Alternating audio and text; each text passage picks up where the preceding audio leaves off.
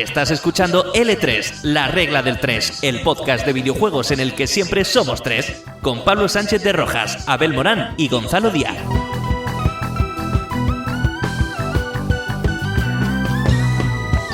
Hola chicos y chicas, ¿qué tal estáis? Bienvenidos y bienvenidas a un nuevo episodio de La Regla del 3, el podcast de cabecera de los que siempre somos tres. Y después de esta intro tan extraña, daros la bienvenida un domingo más a las 5 de la tarde si es que estáis escuchando esto. Ya sabéis, nada más se publica. Yo soy Pablo Sánchez de Rojas y estoy encantado de tener por aquí a mis dos amigos, compañeros de batallas, compañeros de fatigas y en fin, contertulios con los que vamos a llevar a cabo un nuevo programa regular y a los cuales voy a presentar, pero dentro de un poquito. ¿Por qué? Porque primero vamos a hablar un poco de qué se trata el programa de esta semana. Vuelve un programa habitual con nuestro formato típico de cargando, un poquito de charleta ligera de los últimos vicios de uno de nosotros, en este caso de Abel, nos va a contar qué es lo que ha estado haciendo, y después vamos a hablar también dos de nuestras secciones clásicas, La Ventana Indiscreta y Biogame. Madre mía, me encantan las dos, increíbles. La Ventana Indiscreta, Gonzalo nos contará sobre Rise of the Third Power, un juego que básicamente solo ha jugado él, pero que si nos trae el programa, por algo será, así que vamos a mejor prestarle atención y seguro que saldremos de dudas. Y por otro lado, seré yo mismo el que os traeré el perfil de una de las personalidades destacadas de la industria. Esta semana, Katsuhiro Harada, máximo responsable de la saga Tekken. Programa cargadito de contenido, con muchas ganas, además que hacía tiempo que no hacíamos programa de secciones. Con lo cual, como tenemos ganas de empezarlo, ganas de conocer todo lo que tenemos que compartir, terminamos con la introducción y pasamos rápidamente a las presentaciones.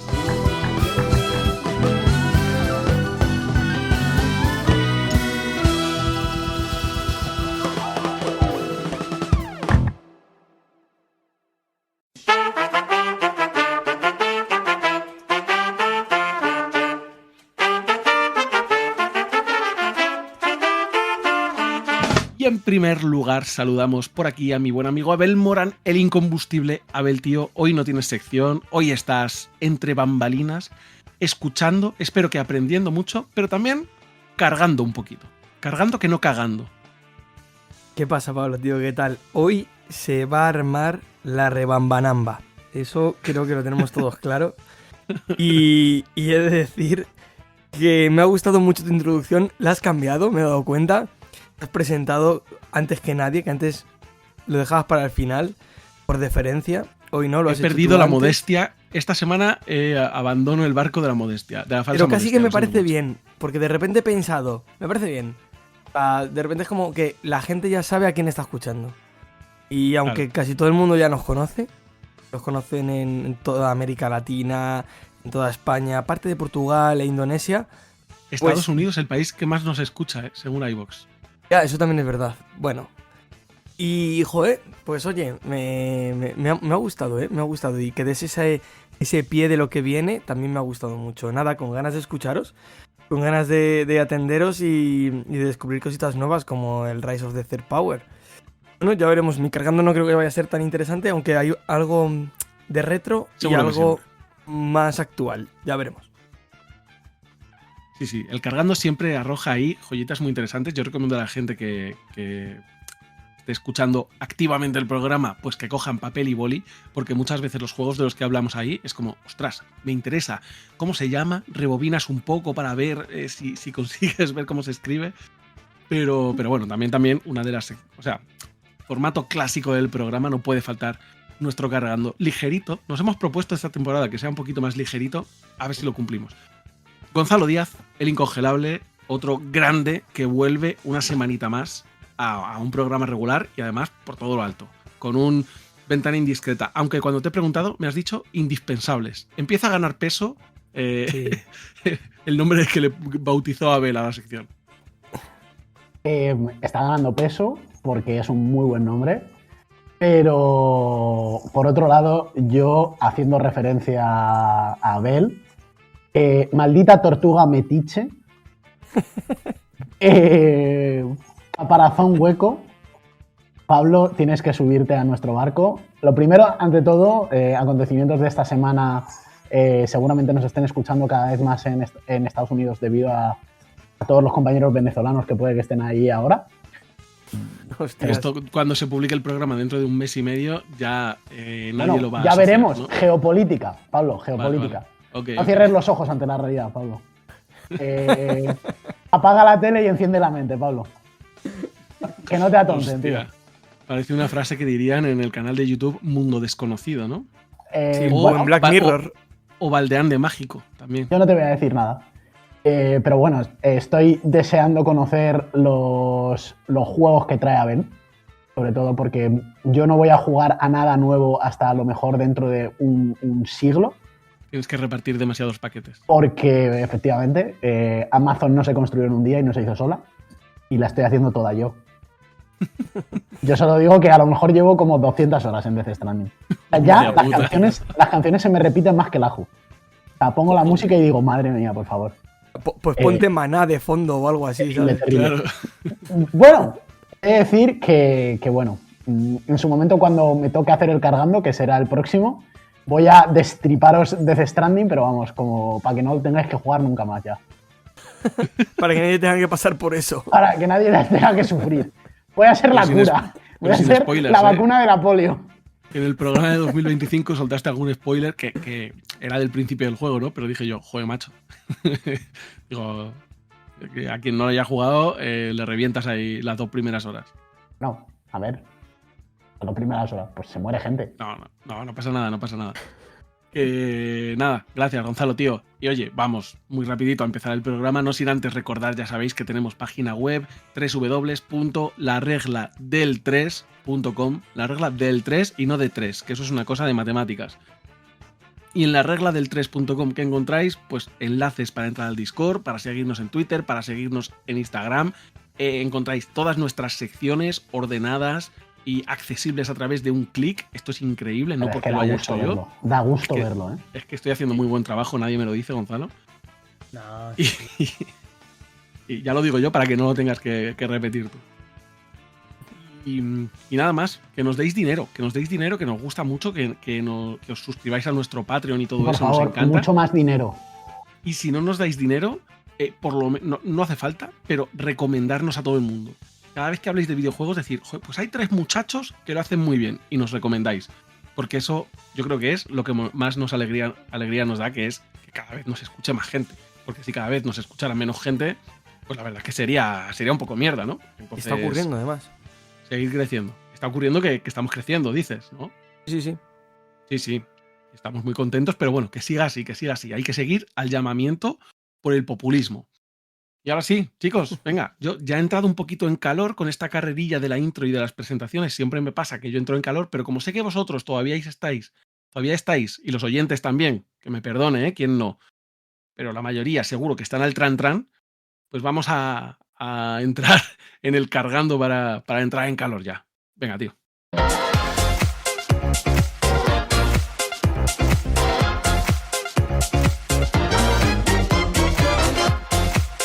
Oye, antes de que empiece el programa, ¿por qué no charlamos un rato dentro cargando? Venga, va. Pues ese cargando. Tengo 2 juegos. Hoy os traigo 2 juegos. A los que estoy jugando a la par. Prácticamente. ¿Qué os apetece más? ¿Algo retro? ¿De la época de PlayStation 1? ¿O algo actual que se puede jugar en Play 5, Switch, etcétera? Retro. Yo Retro. iba a decir actual, pero bueno, como vas a hablar de los dos, me da un poco igual. Venga, pues vamos a empezar por retro. Vamos a ir cronológicamente. Pues quiero hablaros de The Legend of Dragoon. Bah, qué juegazo.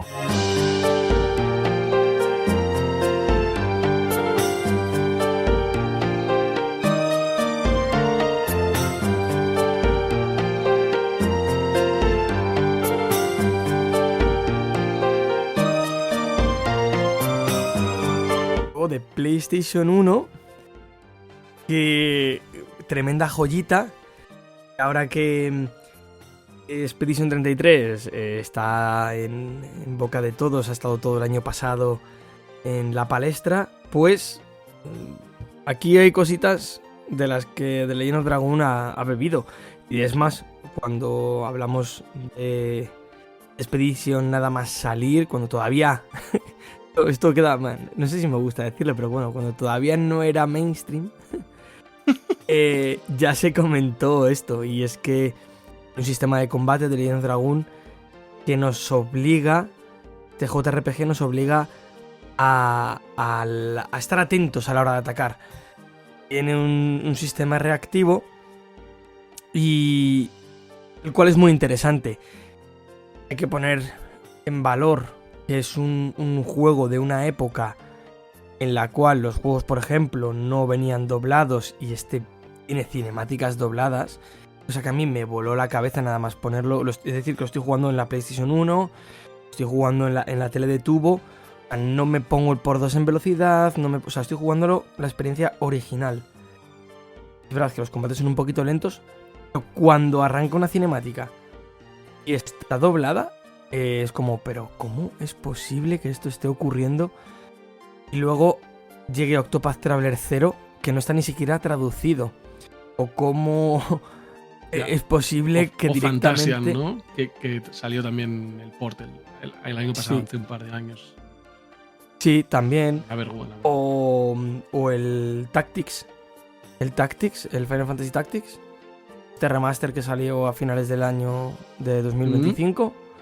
No venga traducido al castellano. Ya no hablo de doblar, porque doblar es bastante más caro que traducir, que todo cuesta dinero, evidentemente. Y sin embargo, este juego que es abanderado de Sony, en la época de PlayStation 1, quiero decir, ellos dijeron, bueno, pues vamos a intentar desmarcarnos también de Final Fantasy. ¿Cómo podemos hacerlo? Bueno, sus cinemáticas son todas mudas, digamos. Hay sonido, hay música, ambiente y demás, pero no hay... no se verbaliza nada, no hay sonido de los personajes. Sin embargo, aquí sí que lo encontramos. Y no me lo esperaba para nada y me voló la cabeza. Luego el juego pues tiene una estructura muy típica, muy clásica del JRPG, sobre todo de este JRPG tan pasado, ¿no? Pues parece que es más incluso de la anterior generación, ¿no? El héroe, el elegido. Final Fantasy se alejan casi siempre un poco de todo eso. Cloud no es más que otro señor, aunque de hecho hay como incluso otro protagonista por detrás. Squall lo mismo. Y aquí no, aquí nos encontramos con un personaje que sí. Que digamos que se parece más en ese aspecto a un Dragon Quest, ¿no? Es alguien que de repente es capaz de transformarse en un dragón. Algo muy poderoso, que en una guerra pasada... Bueno, no os voy a contar la chapa del juego, de la historia del juego, porque no tampoco viene al caso. Es un juego que me está gustando mucho. Porque ya hablé yo, Abel. También, es verdad. Llevar a una sección esto. Es cierto, totalmente cierto. Y... Ahora, de hecho, dadme un poquito, que ahora os digo en qué capítulo. Lo voy a buscar mientras hablo. O búscalo tú si quieres, Pablo. Sí, no lo busquen a ver porque venga, tengo yo más a mano, seguro. Venga, vale. Pero bueno, que en cualquier caso, nada, este juego me está encantando, la verdad. Me está flipando. Fue el capítulo 13 de la primera temporada, es decir. Sí. Y merece mucho la pena escuchar la sección, tanto o más que jugar a este videojuego, que por cierto se puede jugar ahora mismo en Play 4, en Play 5, porque te lo puedes descargar en digital. Y también me llamó mucho la atención, no me lo esperaba, por ejemplo, el mapa del mundo, el overworld. No tienes una libertad absoluta, es como un camino prefijado y puedes ir del punto A al punto B, o del punto A al punto B, C, D, puedes elegir, ¿no? Pero siempre guiado por un raíl, no puedes salirte de ello. Los enemigos, el bestiario es interesante, los combates se vuelven muy épicos, sobre todo en el momento en el que puedes transformar a algunos de tus personajes, o a todos, en dragones. Y es un juego que me ha encantado. Bueno, me ha encantado, me está encantando porque todavía no me lo he pasado, ¿vale? Así que si a alguien le interesa esto, pues ya digo que vaya al capítulo 13 de la primera temporada, hace 5 añitos, en el cual ya hablo de esto. Muy buen programa, sobre todo por el número. Pero yo tengo una pregunta, ¿qué tal le va a Lavitz? Cállate, cabrón. No voy a responder a esa pregunta. ¿Te va bien o qué? Gonzalo me hizo un tremendo spoiler, pero no voy a contestar a eso. Pero sí voy a... el programa, si no recuerdo mal, yo creo que hay spoilers ahí a full del argumento también de la historia. Yo, de hecho, fue un programa que estuve ahí un poco ausente porque no me quería reventar la historia. Y por cierto, capítulo 13 de la primera temporada también, banda sonora de Guilty Gear. Ojo, ¿sí? Ojito. Que lo hice muy buen programa. Muy, muy buen programa. Estábamos todavía un poco verdes. Se nota que las manzanas estaban verdes, ¿eh? Bueno, es que no pasa nada. Es el programa 13, pero dividirlo entre dos, porque la otra mitad prácticamente sería en Checkpoint o algún programa hablando de política y videojuegos o alguna cosa rara. Entonces dividirlo entre dos. O el primer infame programa. El primer especial de Halloween, que es el mejor especial de Halloween. Sí, ese creo que era el 11, ¿no? No me acuerdo. Bueno, da igual. ¿Queréis que cambie? Hablo del siguiente juego. Venga, dale. ¿O queréis contar algo de Legend of Dragon? No, ¿verdad? No, porque yo no lo he jugado. Es un juego Pablo no lo ha jugado y yo tengo una sección, entonces creo que sería alargarnos de más. Es de recibo. Si Gonzalo habla un poco, avanzar. Nos va a soltar un spoiler. Vale, venga. Pues continúo y esta vez quiero hablar de The Messenger.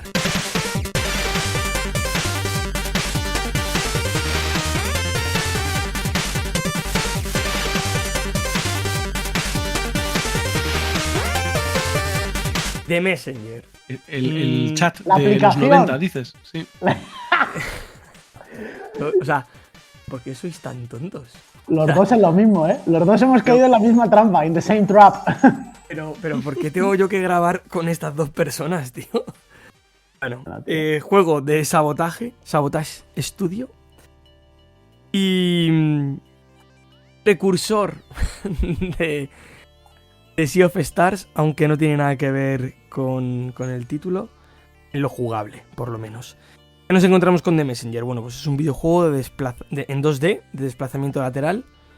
Recuerda muchísimo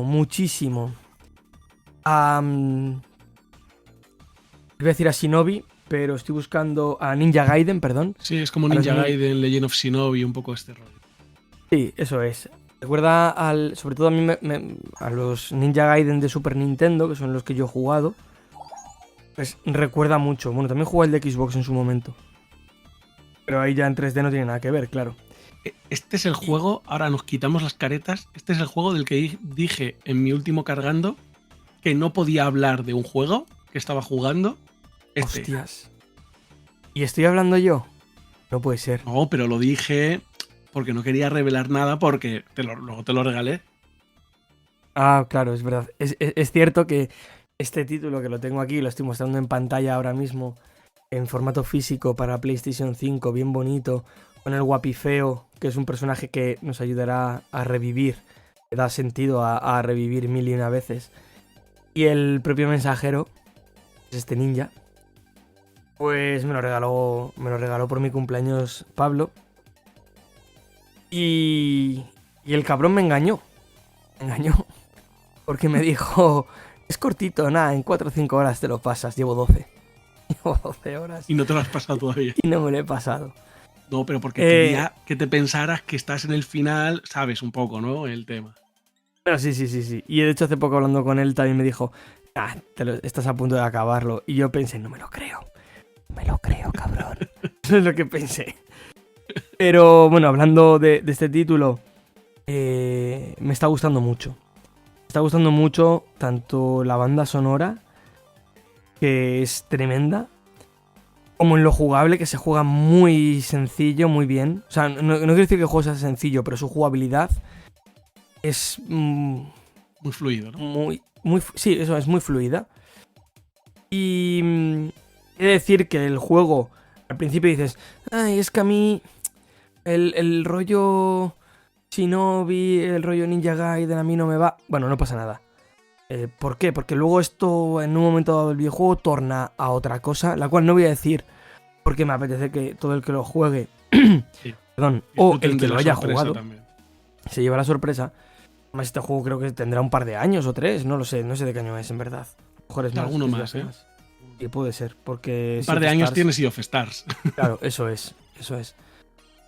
Así que, bueno, se torna en otra cosa y es un juego muy divertido también en sus diálogos, en su guión, porque entiende perfectamente los tropos que conforman este género, y no solo este género, sino este mundo, esta industria del videojuego, y se ríe de ellos. He dicho tropos, lo siento. Tengo que pagar algo de dinero por decir tropos. Te hago un bizum ahora. Los royalties. Te debo royalties, ¿verdad? Por decir tropos. Ya lo siento. Y nada, pues The Messenger es un juego que creo que todo el mundo debería jugar. Además, hay momentos en los cuales tenemos que cambiar temporalmente y hacemos viajes en los cuales el escenario se modifica. Tampoco mucho, pero sí que se modifica, pero sobre todo en lo visual y en la escucha, en la banda sonora, se modifica, porque pasa todo de 8 bits a 16 o viceversa.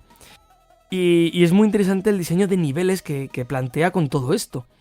Porque, claro, tendremos que resolver determinados puzzles dependiendo del tiempo, la época en la que nos encontremos. Y sobre todo, esto es una frase que dijo para todo aquel que lo quiera jugar, que le haya picado el gusanillo, y con esto ya termino. Y vaya a jugarlo, voy a recitar directamente la misma frase que dijo Pablo. Y es: habla siempre con el tendero. Ya está. No digo nada más. Y no es porque te vaya a ayudar, no es porque tal. No, es por ti. Habla siempre con el tendero. The Messenger. Sí. Me ha encantado Bueno, me está encantando, todavía no lo he terminado. Me queda muy poquito, yo creo, de verdad. Y lo estoy disfrutando mogollón. Me venía muy bien, además. Un juego en 3D y son otras 15 horas. No me jodas. Me cago en Dios. Que es coña. Si pasara eso no te lo diría, Abel, para ya lo sé. La sorpresa, hombre. Ya digo que lo he disfrutado un montón. También es verdad que yo venía de jugar a títulos muy oscuros porque estuve jugando Helisas, estuve jugando Cronos, estuve jugando... Bueno, estoy jugando The Legend of Dragoon, que no es que sea tampoco especialmente oscuro, ¿no? Pero es muy serio, sí. Sí, pero es más serio y este título entra como agua de mayo en tanto lo visual como en lo jugable. O sea que lo recomiendo muchísimo. Nada, chicos, venga, va, si queréis avanzar... Bueno, no sé si quieres decir tú algo, Pablo, pero si queréis avanzar, avanzad, ¿eh? Por curiosidad, ¿esto lo has jugado, Gonzalo? No. Pues plantéatelo. Pues deberías. Pues deberías, ¿no? Plantéatelo. O sea, no es un juego que te vaya a cambiar la vida, pero es un juego que te reconcilia con el medio directamente. O sea, si muchas veces parece que jugamos a videojuegos como algo ya estático, inamovible, como quien se va a cagar al váter directamente, este título te reconcilia. Hoy? Bueno, es verdad que... no sé si debería hablar de eso, pero es verdad que Pablo nos preocupa un poco tu salud intestinal. Pero Mi tránsito intestinal. Pero al margen de eso... Yo he leído un libro, lo leí de pequeño, hace por lo menos 2 años, que se llamaba Todo el mundo hace caca. Y que no me vais a convencer de que lo mío es raro. No. Todo el mundo hace caca. La cabra hace caca, la oveja hace caca, el gato hace caca y Pablo hace caca también.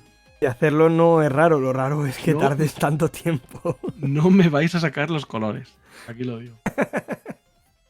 Venga, va. Quiero escuchar vuestras secciones, chicos, por favor. Pues venga, vamos para adelante. Y yo quiero aprender mucho más sobre el juego indie de este subterráneo del que nos va a hablar Gonzalo. Así que vamos a por la ventana indiscreta.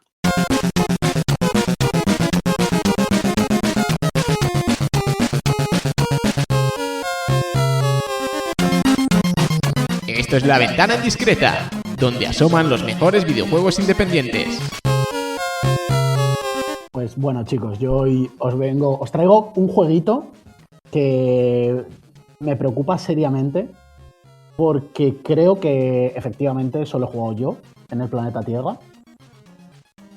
No, seguramente hay becarios a los que Metacritic o Vandal ha obligado a jugar a punta de pistola, seguramente. Y es un juego lanzado en febrero de 2022 para PC, Nintendo Switch, PlayStation 4 y Xbox. Es un juego que se llama Rise of the Third Power. Algo que el nombre está todo guapo. Sí, la verdad es que el nombre es bastante epicardo, pero bueno, nos Sí. podemos callar y puedo poner aquí música épica del juego o algo y ya está.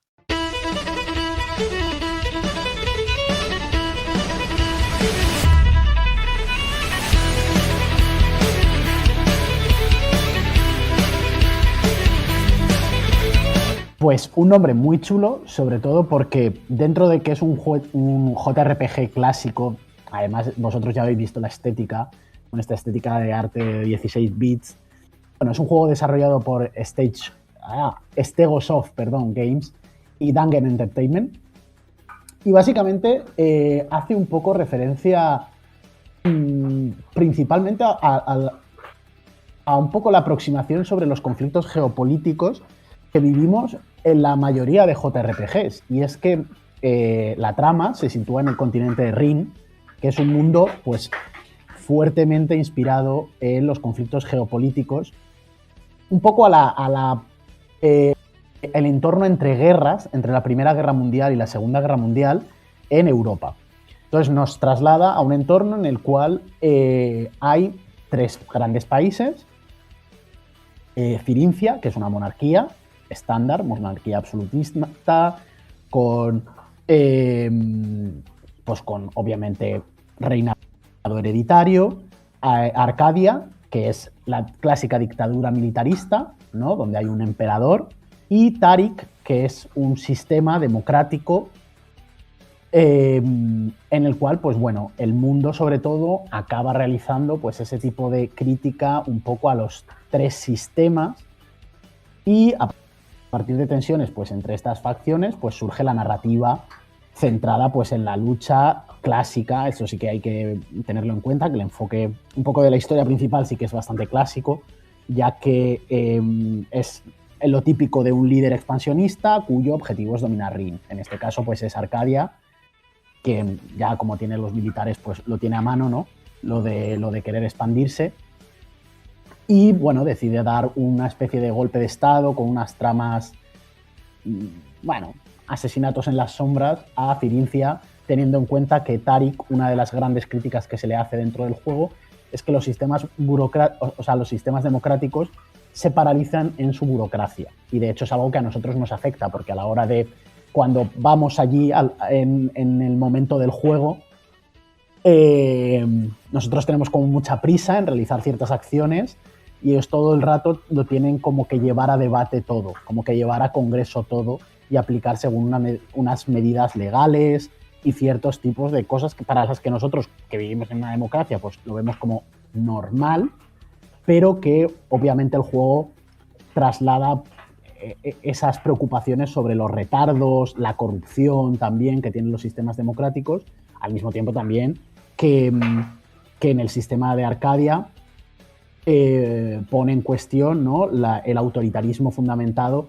Quizá, tristemente, uno de los pocos sistemas, pero que tampoco sale bien, porque ya digo, las intrigas monárquicas están dentro de Firinfia, pero sí que es verdad que, bueno, la monarquía es un poco el sistema que más salva, entre comillas, el juego, porque Arcadia, por ejemplo, pues no sé, o sea, se cuestiona constantemente hasta qué punto estos regímenes militaristas no cuestionan para nada, ¿no? Los troopers, ¿no? Como del Imperio en Star Wars, pues como que no tienen personalidad, es del rollo de, bueno, pero vosotros vais a seguir al líder constantemente, sea quien sea. De hecho, hay un cambio de líder y es como general por general, ¿sabes? Emperador por emperador.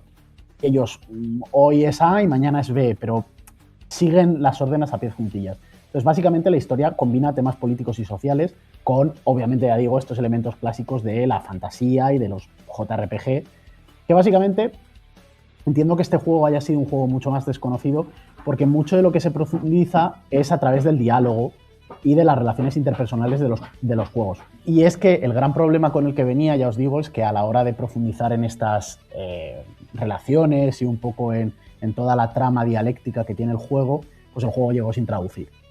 Entonces es un juego que está en inglés y pues bueno, pues no voy a decir que tenga muchísimas líneas de texto porque no es un Disco Elysium, De hecho, es un juego bastante dinámico y que bueno, pues se fundamenta mucho luego en sus apartados de combate, donde los 8 personajes que puedes llegar a manejar a solo luchan 3, ¿no? Así que bueno, combate por turnos de 3. Pero tienes un roster de personajes de 8.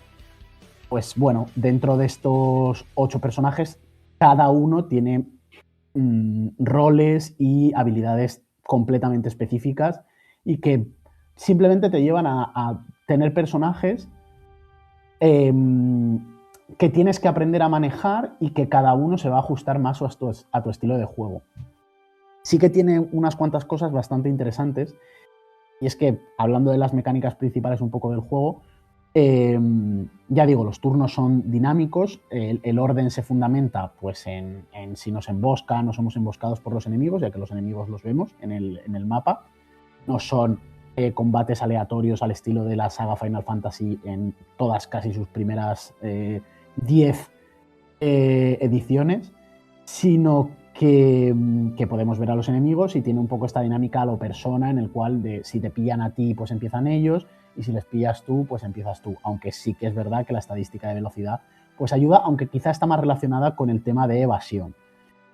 Una cosa que sí que tiene es que la gestión de habilidades y el crecimiento, el árbol de habilidades del juego es individual, es decir, cada personaje tiene sus propias habilidades y las estadísticas donde más, ya digo, donde más luce, pero sí que es verdad que los puntos de habilidad son comunes, es decir, los puntos que ganamos al subir de nivel son para todos los personajes. Entonces, bueno, nosotros decidimos a quién le otorgamos esas subidas de estadísticas o no.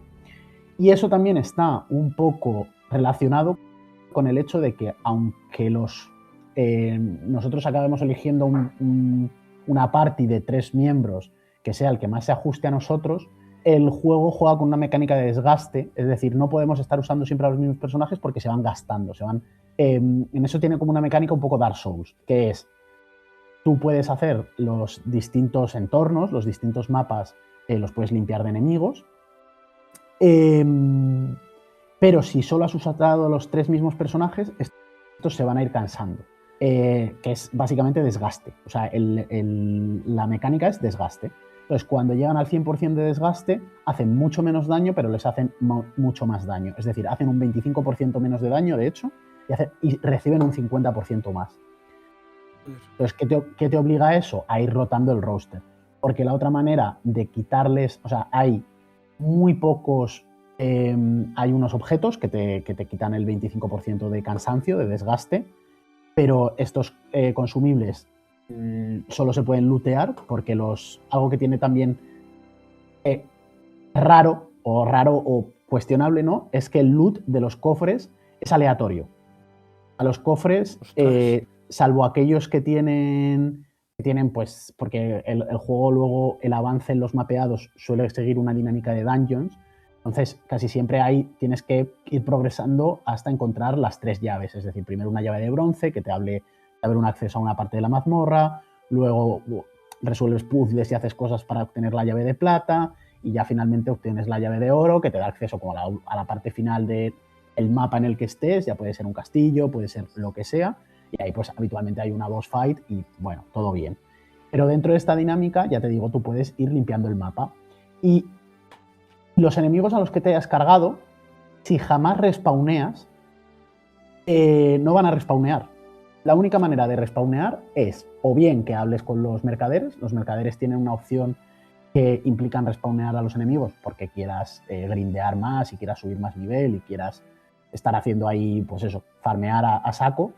O cuando la manera de quitarte el cansancio, aparte de estos objetos que ya digo, te pueden tocar en los cofres de manera aleatoria, porque además los comerciantes no venden, y cuando venden suelen tener como 2 o 3, no tienen muchas existencias, te obliga el juego a que rotes a los personajes. Pues la única manera de quitarte el cansancio, si no rotas, es descansando en las posadas, pero cada vez que descansas en una posada, se respawnean todos los enemigos del mundo. Entonces, puta mierda. Bueno, es algo que tienes que tener en cuenta. Básicamente, si hablamos del combate, pues como ya estoy un poco metido en el ajillo, pues ya os digo, el combate es bastante rápido, bastante fluido. Es verdad que es un juego de 2022, por mucho que su estética parezca de hace 30 años. Cada personaje, ya digo, tiene sus mecánicas únicas y su rol único, desde el típico personaje que se enfoca en atraer la rabia, ¿no? El rage de los enemigos. Entonces eso le lleva, pues, de hecho hay dos personajes que se juegan un poco así, la verdad. Pero bueno, uno se fundamenta más en el daño cuerpo a cuerpo y en el otro más en el daño mágico. Luego, obviamente, la típica sanadora, el típico mago negro, pero un poco mago negro que tira más de debuffos, casi que de magia negra así elemental, a lo estilo Final Fantasy. Y bueno, hay que decir que sí que se puede hacer un poco repetitivo el combate respecto a los minions, por eso a veces como que el respawnear te puede tocar bastante los huevos, hablando mal y pronto, pero los combates contra los jefes, y de hecho tiene 4 jefes opcionales, que son muy duros, pues esas batallas sí que tienen ese componente satisfactorio y estratégico de decir, joder, aquí se nota que el juego pega un salto de nivel y se nota que tengo que conocer a los personajes o tengo que tener pensada una estrategia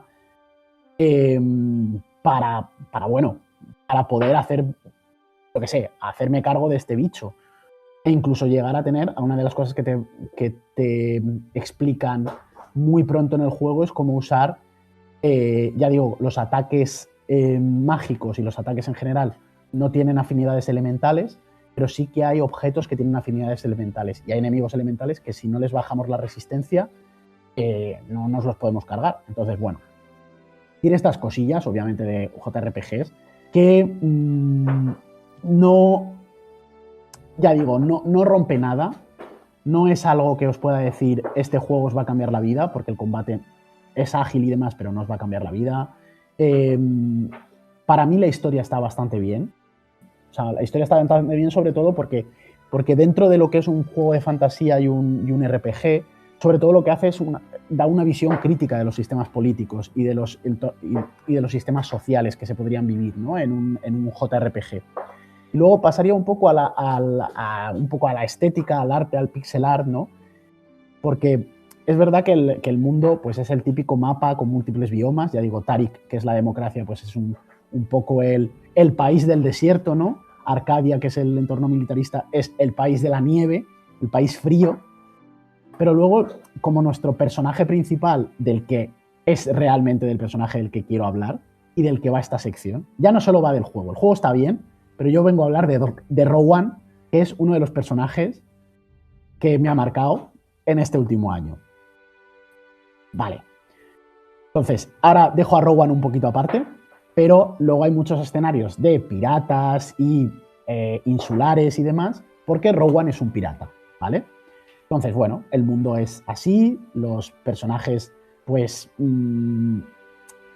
es verdad que tienen estos retratos estilo anime, que son un poco genéricos y que da la sensación de que visualmente no son muy pulidos. Ya digo, el juego tira a RPG Maker, pero vamos, o sea, tira para atrás de lo mucho que tira de eso. Pero, ya digo, la narración del juego, su escritura, tiene una trama que te engancha y que está bien matizada y sobre todo, ¿por qué? Porque decidieron escribir al puto mejor personaje. Aquí me voy a tirar un misto. El puto mejor personaje de la historia de los videojuegos. Hola. No, es muy exagerado. No. Pero Rowan sí que efectivamente es un personaje escrito deliberadamente para ser el contrapunto, que ya existen estos contrapuntos, no están, vuelvo a lo mismo, no están descubriendo la pólvora ni están inventando nada nuevo, pero sí que Rowan es un pirata, es un protagonista deliberadamente no heroico, y de hecho el juego comienza con algo que si habéis jugado Final Fantasy IX, pues es lo mismo. Rowan y su compañera quieren secuestrar a la princesa Ariel de Cirincia. Punto. Son 2 piratas y quieren dar un palo. Ya está. Guapo. ¿Se meten en una movida política que les supera? Desde luego. Y es que Rowan es un protagonista deliberadamente no heroico. no es un elegido, no posee ningún linaje especial, ni una profecía que lo respalde. De hecho, es un hombre común, atropado en un conflicto político y militar que lo supera. O sea, es que él vive de dar palos. Él no es un héroe. Él, todo lo que hace, y de hecho muchas veces lo refiere, es que todo lo que hace, lo hace por interés propio y lo hace por, a veces, sentimientos egoístas, tanto como estar enamorado de una persona o simplemente pues porque está ahí, no se puede desentender y porque todos se apoyan en él. De hecho, no lucha porque quiera salvar el mundo, sino porque no tiene otra opción muchas veces moralmente aceptable. Es decir, él cuando se quiere refugiar y vuelve, como quien dice, a la isla Tortuga con el resto de piratas para un poco soltar el bulto, pues ahí hay un ataque, la jefa pirata de donde iba a soltar el bulto palma y se encuentra con que toda la tripulación pirata ahora le mira a él como bueno, eres nuestra referencia. Entonces es un personaje reactivo, más que alguien activo. De hecho, su rasgo central es la culpa.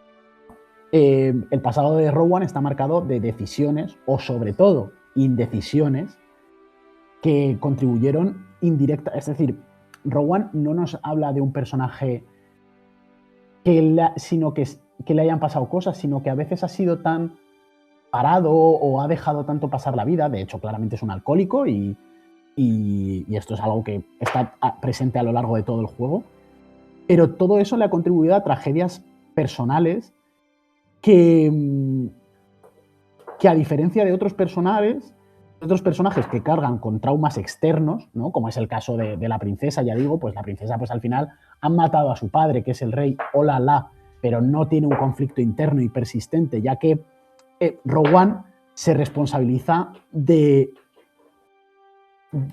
todo lo que sucede, de errores estructurales alrededor de lo que implica ser pirata, de lo que implica Corrina, que es su compañera, pero que entre ellos no hay una relación amorosa ni nada. Y básicamente cree que su valor como persona depende de ayudar, o sea, de arreglar lo que ayudó a romper. Y básicamente a lo largo del juego te das cuenta que su motivación no es la esperanza, sino la expiación.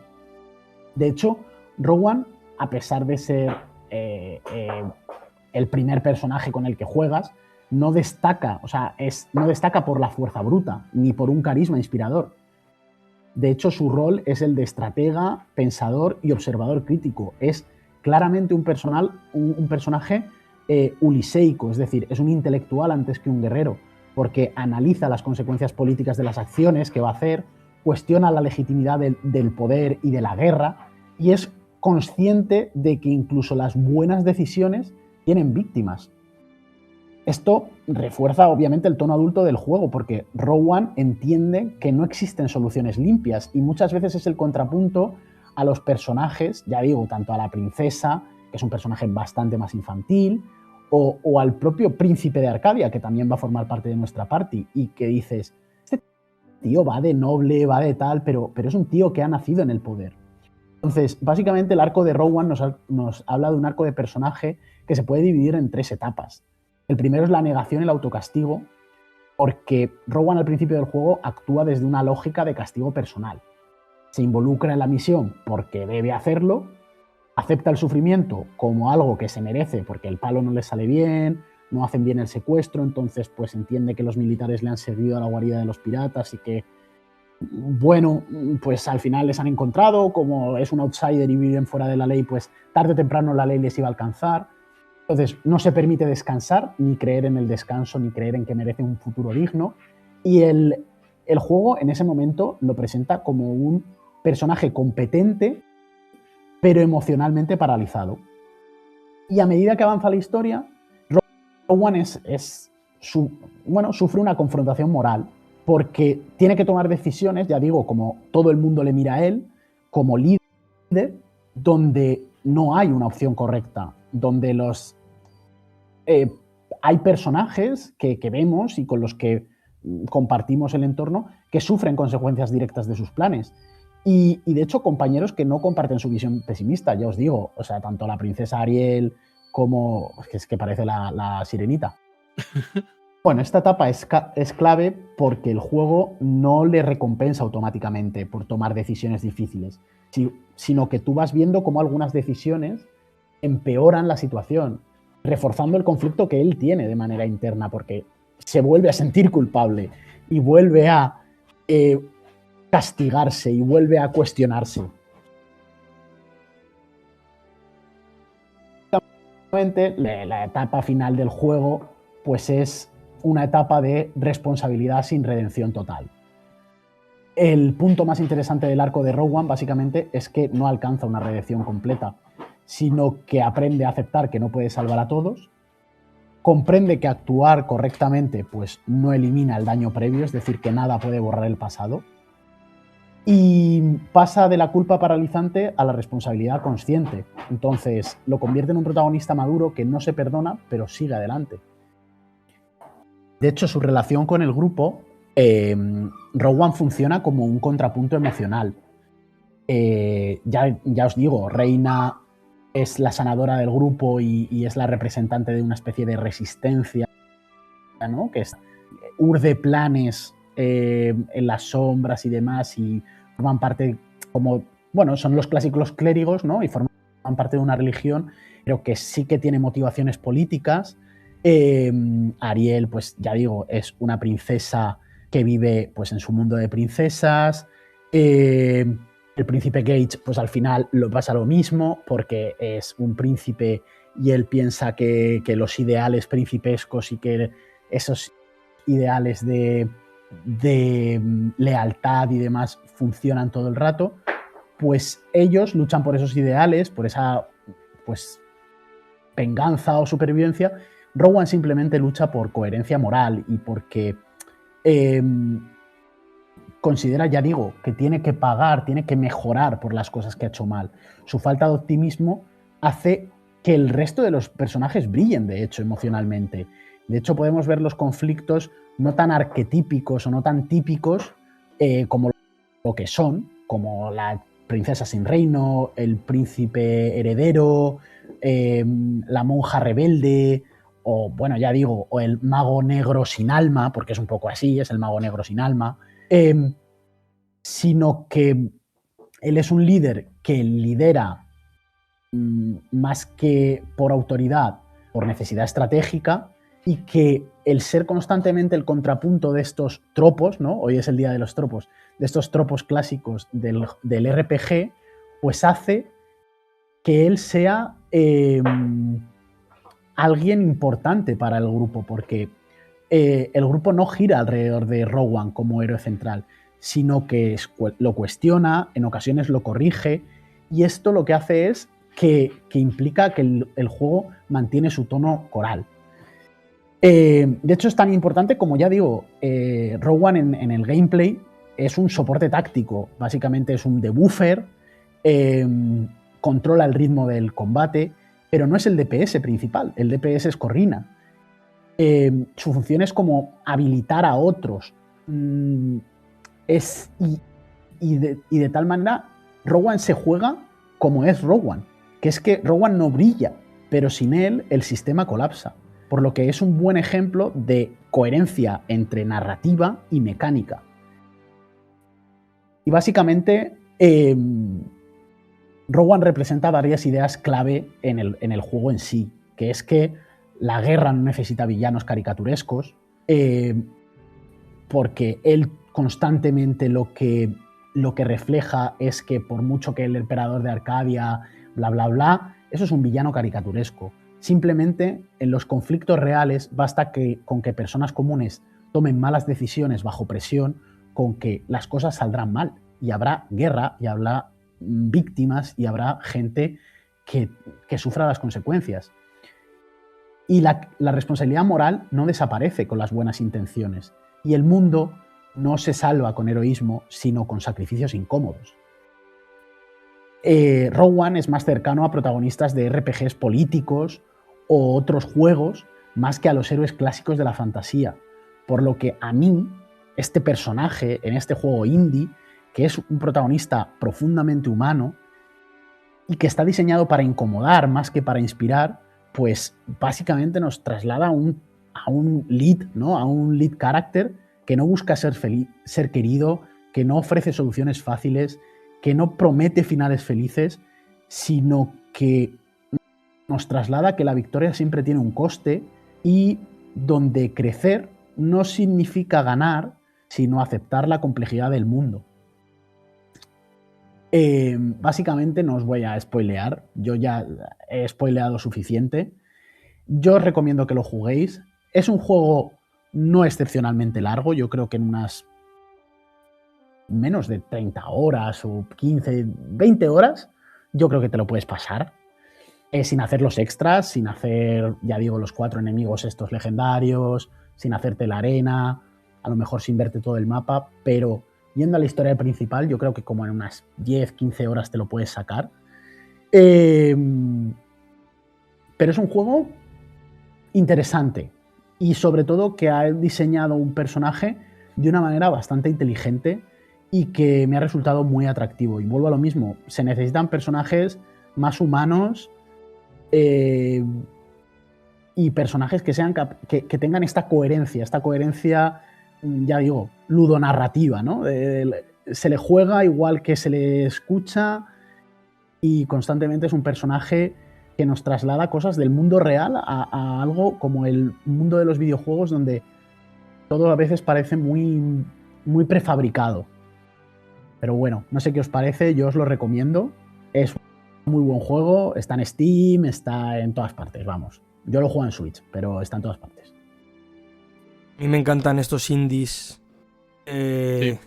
que resultan tan indies y que no necesitan de manerismos ni artificios para contarte una historia.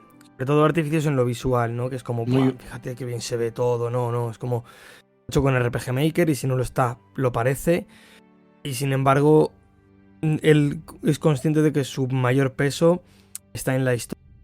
Los personajes y en cómo los personajes se relacionan estos con la historia, ¿no? Lo he Me buscado, parece muy Abel, interesante. lo he buscado y he estado bicheando y tal. Y empezó en RPG Maker, pero luego lo cambiaron a Unity. Anda. Sí.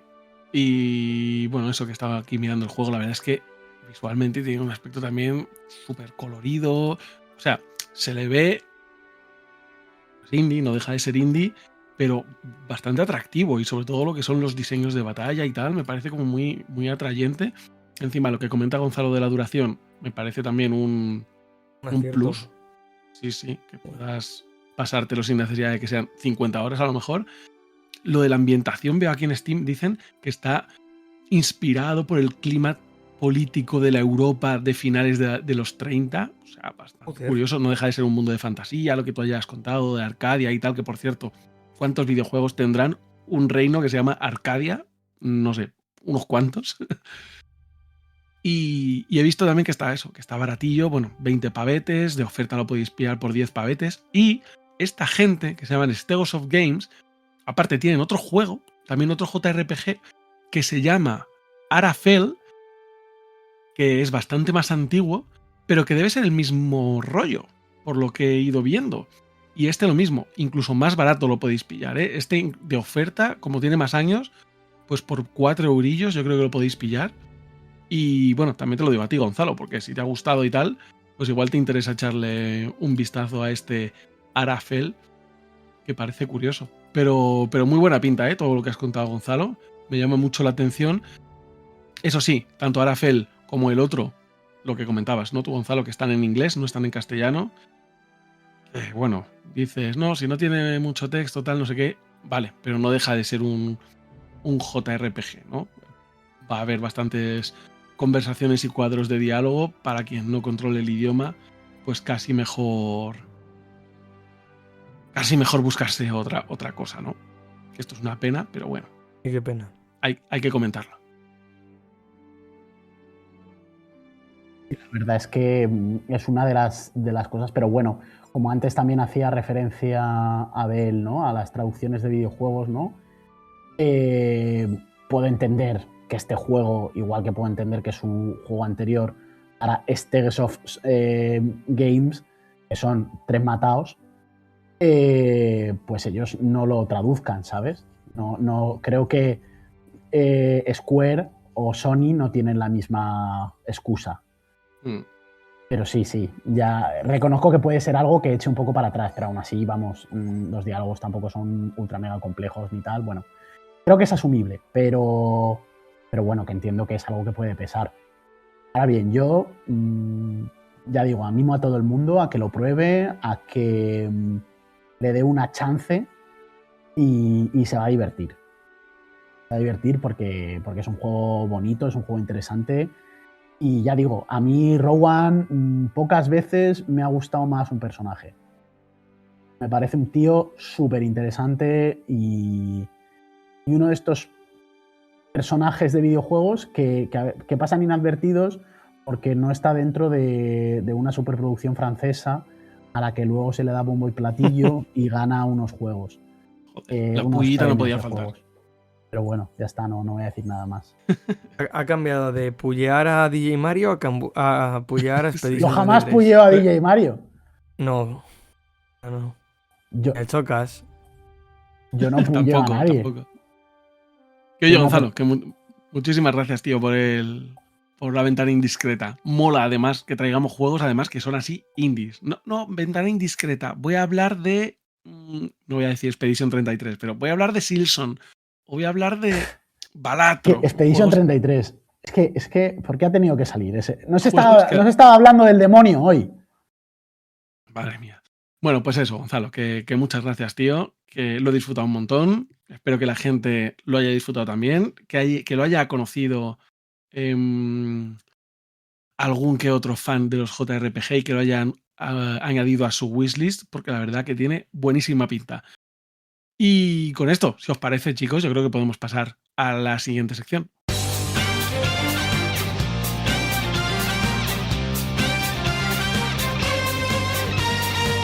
BioGame, un homenaje irrepetible a los creadores de nuestros juegos favoritos.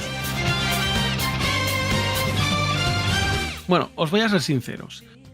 El hecho de hacer esta sección, todo viene porque Katsuhiro Harada, que es de quien voy a hablar, salió la noticia hace poco de que había abandonado Namco, ¿no? De que se iba de Namco y abandonaba la saga Tekken después de 30 años al frente de ella. Y dije, bueno, pues vamos a hacerle un homenaje a este señor. Pero honestamente, la verdad es que no pensaba que pudiera dar para mucho, no pensaba que iba a tener demasiado contenido. Y después de investigar mucho y prepararlo, pues vaya si me equivocaba, porque la vida de este señor, de Katsuhiro Harada, está llena de curiosidades, de anécdotas interesantes, de conflictos y de reflexiones que realmente creo que ha terminado quedando un biogame más que digno. Así que venga, vamos a empezar con el biogame en cuestión.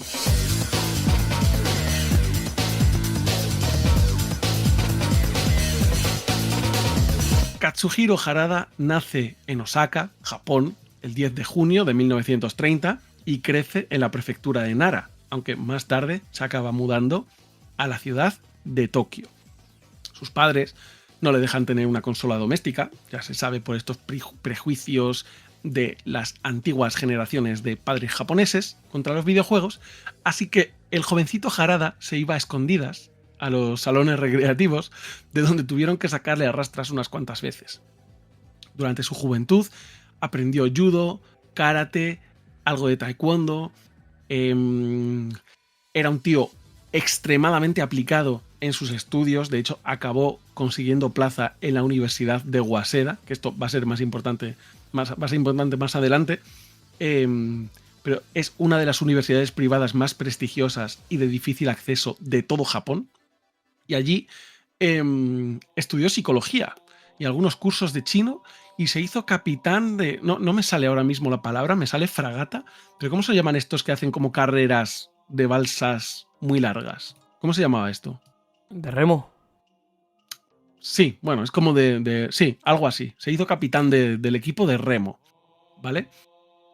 Y bueno, tras graduarse en la universidad, Harada encuentra su primer trabajo como promotor dentro de unos salones arcade de Namco, donde comienza a planificar eventos y torneos para Street Fighter. Y bueno, cuando le dice a sus padres esta elección de carrera profesional, ¿no? Ellos, la anécdota dice que literalmente se echaron a llorar. Normal. Y sí. Aunque bueno, luego dicen que ya lo llevaron bien, ¿no? Y el propio Harada dice: gracias a mi título en psicología, me fascinaba el comportamiento humano. Intentaba ir moviendo las máquinas de unos lugares a otros en la sala de juegos para ver cómo funcionaban según su ubicación. En cierto momento me obsesioné con descubrir si ciertos tipos de bebidas aumentaban el tiempo que la gente dedicaba a jugar o si influían en la cantidad de dinero que gastaban. Madre, Bueno, qué puto loco. Bastante obsesivo. El Y- Big Data, ¿eh? Este tío es el Big Data. Dios. Es bastante pionero del Big Data y le funcionaba. Le funcionaba tanto que rompió el récord de ventas en el salón recreativo 2 meses seguidos. Y incluso llegó a recibir un premio de reconocimiento del presidente de Namco. De nuevo, dice Harada, pasé un año entero charlando con clientes, averiguando qué les gustaba y qué no de ciertos títulos, y empecé a pensar que probablemente podría crear un juego más exitoso que muchos de los juegos que estaban en los salones recreativos en aquella época. Bueno, con estos éxitos y con esta inquietud, acabó solicitando a Namco que lo trasladaran a los equipos de desarrollo de videojuegos, lo cual hicieron, y antes de que terminara un año, empezó a trabajar en el Tekken, de nuevo como promotor del juego. Me he metido en los créditos de Tekken y él no aparece todavía. Aunque bueno, sí que es Vox Populi, que hizo las voces de Martial Law, de Yoshimitsu y de Kunimitsu. Y esto de hacer él la grabación de las voces en japonés lo mantuvo hasta Tekken 5, ¿no? Y bueno, así fue como el bueno de Harada metió el pie en la saga Tekken. En Tekken 2, pues su rol continuó desarrollando, y en Tekken 3 ya fue director. Se mantuvo como director hasta Tekken 6, donde empezó a dedicarse a la producción del juego.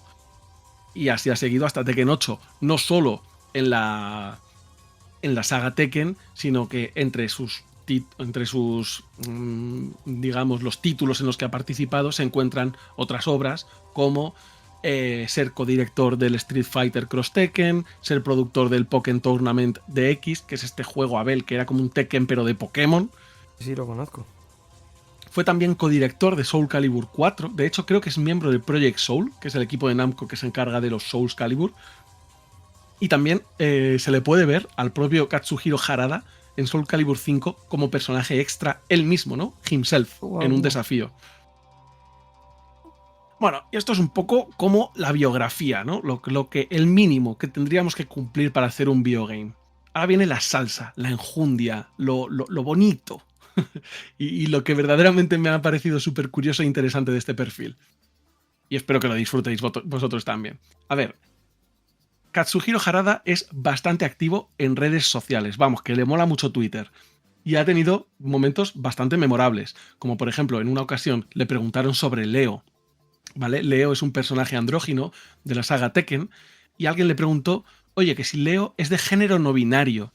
Y él respondió, dice, no estoy al tanto de tales cosas y a Leo no le gustaría ser categorizado como tal. De todos modos no importa, ¿verdad? Leo es Leo, tu personaje del juego. Bueno, pues así, pues... Qué crack. Él no se moja.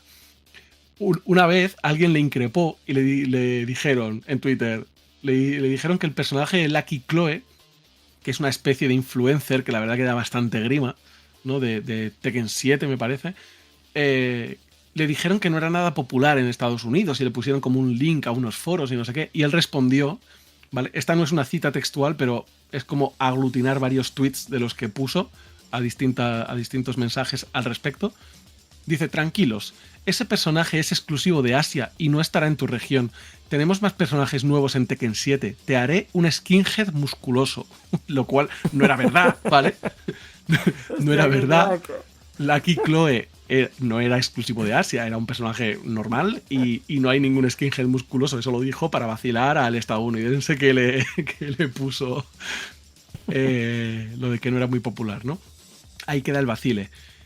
En 2018 ocurre algo importante, le nombran líder del equipo de estrategia de eSports de los juegos de lucha de Bandai Namco. Es decir, a partir de entonces, aparte de su rol de desarrollo, de producción y demás, A partir de entonces se dedicaría también a supervisar los torneos y actividades de comunidad, tanto de Tekken como de Soul Calibur y de Dragon Ball Fighter Z, o Fighters, nunca sé cómo se dice. Es precisamente en estos eventos donde nos deja también algunos de sus momentos más memorables. Por ejemplo, en el Evo 2018, a uno de los comentaristas, que es de los más míticos, ¿no? Que siempre hace como mucho show y tal. Bueno, pues Harada se acercó a él y le increpó, le dijo: eres muy divertido, pero por favor deja de cantar, le dijo en directo. Otro de los momentos más icónicos, en las finales del mundo de Tekken, en el Evo 2019, ya sabéis que cuando muchos desarrolladores japoneses se suben al escenario y no se atreven a hablar inglés, ¿no? Van con su traductor. Bueno, pues este tío se subió al escenario, toda la audiencia se puso de pie, empezaron a gritar y el señor con sus 2 cojonazos lo primero que dijo fue "Shut up and sit the hell down", y les dijo "and don't ask me for shit". Y ahí, por si fuera poco, al año siguiente él llevó una camiseta como con ese eslogan, ¿no? En la camiseta ponía en grande "don't ask me for shit". Bueno, la puta cabra este señor. Es como Phil Fish, pero bien, ¿no? Pero sí, es que lo he pensado.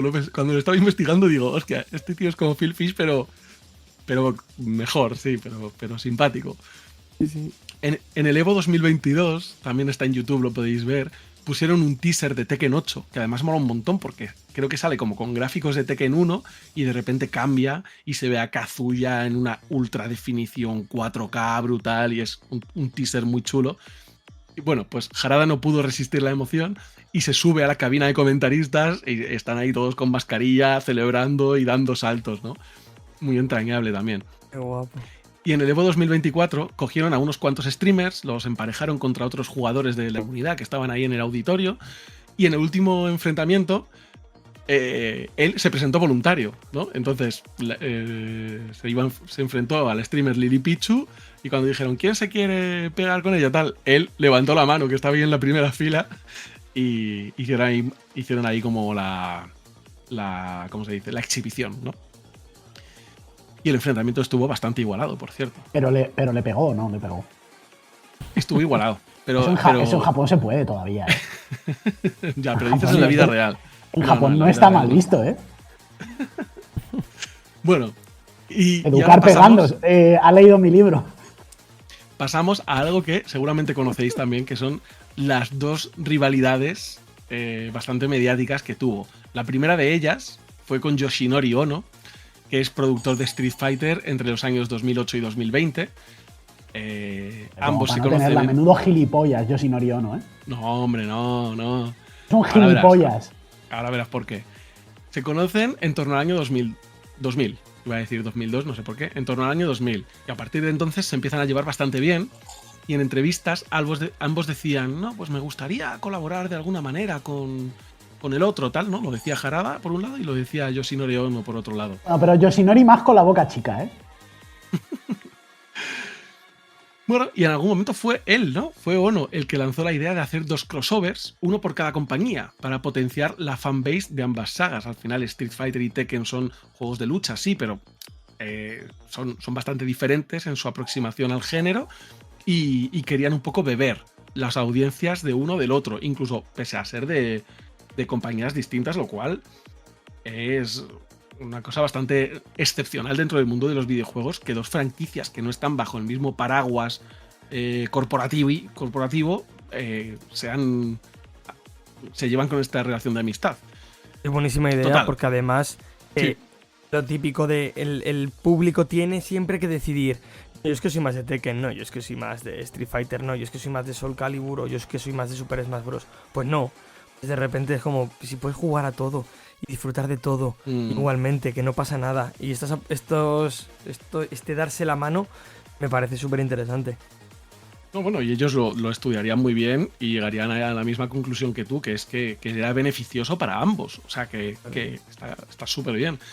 Y que debería repetirse más, ¿no? Deberían hacerlo más compañías. Porque a mí se me ocurren otros casos, pero quizá no hermanados tanto como ha ocurrido en este caso. O quizá, joder, en su momento, pues Spyro y Crash eran bastante amiguetes, en el caso de Insomniac y Naughty Dog, pero ambos personajes como que estaban bajo el paraguas de Sony PlayStation, entonces no eran como compañías distintas como tal. Claro. Bueno, en fin, que no me quiero desviar. Total, que se empezaría a desarrollar este crossover, ¿vale? Entre Tekken y Street Fighter. Y entonces fue justo en torno al año 2011, como parte de una campaña de marketing, pero bastante divertida, bastante orgánica y eficaz también, donde comienza la rivalidad, entre comillas. Una rivalidad muy amistosa. Y pongo algunos ejemplos. En la Comic Con de San Diego, en el año 2011, Yoshinori Ono dijo que Harada le había enviado una carta pidiéndole por favor aparecer en el juego, y él contestó que sí, pero que tendría que superar una serie de retos. Y entonces organizaron lo que se llamó Deathmatch Challenge, que eran 13 pruebas, pero como súper bizarras, ¿no? Por ejemplo, beber leche a sorbos, o ponerse un traje de humor amarillo, o de estos trajes sumo, como del Grand Prix, y hacer como un circuito. Bueno, unas cosas como súper extrañas. Una cosa parecida hicieron en la Gamescom de 2011, que hubo como una batalla con temática alemana, donde se enfrentan en retos como lanzar pretzels o clavar clavos en un tronco o sostener jarras de cerveza o algo así. y bueno, esto todo era parte de lo de la campaña de marketing del Street Fighter Cross Tekken, ¿no?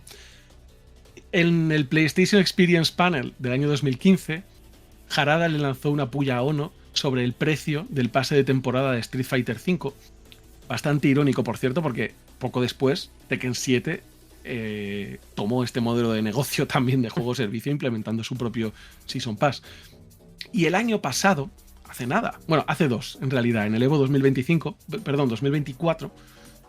Yoshinori Ono se subió al escenario donde se encontraba Harada, y Ono ya no estaba en Capcom, él ya se había ido, y le increpó. Le dijo, recuerda que teníamos algo pendiente, Tekken Cross Street Fighter. Claro, se refería a que en esta colaboración Capcom hizo su correspondiente crossover, el Street Fighter Cross Tekken, pero el otro nunca llegó a salir. Ya. Y entonces Harada empezó, seguridad, seguridad, security y tal. Dice, fuera de aquí, mientras le empieza a perseguir. Y cuando vuelve al escenario dice, lo siento, ¿quién es? O sea, este fue bastante mítico este. Hijos de puta. Sí. Y bueno, la siguiente rivalidad que voy a contar, que a lo mejor es la que más conoce la gente, y esta no tiene tan buen rollo. Esta es nada más y nada menos que con Tomonobu Itagaki, creador de Dead or Alive y también el creador de Ninja Gaiden en 3D, ¿no? Y bueno, casualmente ahora, más o menos en enero de 2025 creo que fue, se cumple un año desde que Harada esclareció su relación con Itagaki en una publicación muy larga en Twitter, que él puso como respuesta a un comentario de un usuario, muy bueno por cierto. El comentario del usuario pone una imagen en la que se recuerda que el top 5 de juegos más odiados por Tomonobu Itagaki eran Tekken del 1 al 5. Era el top 5 de juegos más odiados. Pica, tío. Sí. Y bueno, resumo un poquito. Bueno, la verdad es que es bastante largo, pero lo voy a contar igualmente porque es súper interesante, ¿eh? Un poco el contenido del tweet. Harada comienza recordando cómo su trato comienza siendo cordial, como colegas desarrolladores de videojuegos del mismo género, de lucha en 3D. Y Harada incluso recuerda un evento en el que charlan informalmente. Itagaki le dijo algo así como: señor Harada, usted es una persona muy accesible y divertida. Y supuestamente, poco después, Itagaki descubrió que ambos habían coincidido en la Universidad de Waseda. Harada pensaba que no era posible por fechas, pero Itagaki dijo: sí, lo que pasa es que he tardado 7 años en graduarme porque estaba todo el día jugando al mahjong. Este sería Gonzalo en la universidad en Japón, yo creo. En vez de jugar al mus, jugando al mahjong en la cafetería. Y no solo eso, sino que Itagaki había sido senior de Harada, ¿vale? Si me preguntáis, pues esto no sé muy bien qué significa. Entiendo que es mayor o que iba a algún curso por delante, pero claro, esto en Japón debe tener implicaciones en cuanto al trato de cortesía, seguramente, de una persona a otra, cuando vas por delante en el curso o algo así. Total, que por lo visto, tras descubrir esto, Itagaki, pues él cambia completamente su actitud. Abandona el tono cortés abandona el trato profesional y comienza a dirigirse a él utilizando el registro informal del japonés con el que un superior se dirige a un subalterno. Vamos, que le empezó a humillar, básicamente. Y en ese momento Itagaki empieza a desarrollar su rol de productor dentro de la franquicia de Dora Life. Y bueno, antes de seguir, hay que dar un poco de contexto, ¿vale? Porque en aquel momento los dos gigantes que dominaban el mercado japonés de los arcades eran Sega y Namco, ya que además de desarrollar software, además de hacer videojuegos, poseían un montón de locales, ¿no? De salones recreativos de juego por todo el país. Y claro, Tecmo, que era la compañía de Itagaki, no podía competir con ellos a nivel de marketing, por lo cual estuvieron buscando otras estrategias. Y una de las maneras que buscó Itagaki para publicitar el juego fue aparecer en revistas impresas, en buscar un poco medios de la internet incipiente de aquella época y hacer salseo. Él buscó el salseo ya. Y entonces, ¿qué hacía? Pues declaraciones bastante polémicas, criticando a Tekken y hablando del diseño del juego que era peor y todo esto. Y bueno, Harada sobre esto, él dice, a pesar de su comportamiento aparentemente emocional, el señor Itagaki tenía un ojo muy frío y calculador para analizar recursos y estrategias. O sea que esto, pues digamos, aquí yo lo que entiendo es que es un poco fachada, ¿no? Que esta rivalidad, igual que la otra era fachada, que en realidad había buen rollo, en esta podemos decir, es una rivalidad, pero que en realidad es fachada y lo que hay es negocio, ¿no? Es business para Itagaki. Lo que quiere es vender a través de una rivalidad que no existe, o bueno, fomentar esa imagen de conflicto para vender más. Bueno, en revistas extranjeras las críticas que hacía Itagaki eran incluso más agresivas, ¿no? Más bestias. Llegó a salir en un artículo de 2 páginas metiéndose a saco con Tekken, mencionando abiertamente el nombre de Harada. Y claro, la historia era que los superiores, los jefecillos en Namco, le prohibieron a Harada reaccionar de ninguna manera a las provocaciones. Él no podía contestar ni podía decir nada porque se lo habían dicho sus jefes. Con lo cual, claro, se crea esta dinámica de Itagaki le echa leña al fuego y Harada no dice ni mu. Se queda callado como una perra durante 10 años, ¿no? En los que el pobre Harada se preguntaba, dice, ¿por qué el señor Itagaki está tan obsesionado con atacarme? Luego, bueno, hablaba del periodo este de 10 años. En realidad, durante este lapso de tiempo sí que hubo algo de contacto entre ellos. Porque cuenta que en 1998 Itagaki le llama al trabajo tal y le pasan con él y cuando hablan le pide que acuda él solo a las oficinas de Tecmo. Y bueno, el pobre Harada tuvo flashes de Vietnam de una vez que le atracaron de pequeño en un callejón, pero decidió acudir a la cita. Y allí Itagaki le condujo a una pequeña habitación en la que, como si de un espectáculo de magia se tratase, levantó dramáticamente una tela y debajo había una máquina arcade, ¿no? Itagaki lo que quería era que Harada probase la versión de desarrollo de Dead or Alive 2, que aún no estaba ni anunciada. Y la excusa, supuestamente, era que si le gustaba el juego, Harada podía convencer de alguna manera a la gente de compras de Namco, un poco desde el punto de vista de negocio, de los salones recreativos, ¿no? Para que comprasen más placas del Dead or Alive, ¿no? En plan, oye, esto es buen negocio, compradlo, tal. Y bueno, Harada, la competencia, ¿no? Claro, al final son competencia, pero también eran una relación de cliente-proveedor, ¿sabes? Tecmo te vende placas para que tú las pongas en tus salones recreativos, porque tú en tus salones recreativos eres Namco, pero también pones placas de Toei, de Sega. Bueno, de Sega no lo sé porque también tenían salones recreativos, pero bueno, que tenían placas de muchos fabricantes distintos. Bueno, aquí cuenta que Harada solo tuvo tiempo de pulsar 3 veces el botón de puñetazo y inmediatamente Itagaki ya le estaba preguntando que qué le parecía. Y claro, a esto le parecía muy surrealista, en plan de, no me ha dado tiempo a hacer nada.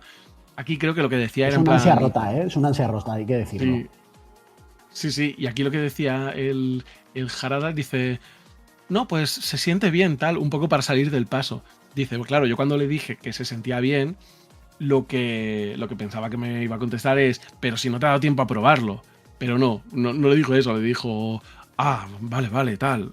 Y se quedó como súper contento de que dijera que Harada se sentía bien a los mandos. Bueno, aquí el tío estaba flipando, ¿no? Dice, era una broma con cámara oculta, pensó. Pero sí que decía que Dead or Alive 2 ya estaba demostrando logros técnicos impresionantes para su época, pero que la insistencia de Itagaki en recibir feedback inmediato y explicaciones constantes mientras jugaba le abrumaron bastante, lo cual Itagaki lo interpretó como que Harada estaba súper sorprendido por lo bueno que había salido de Dead or Alive 2.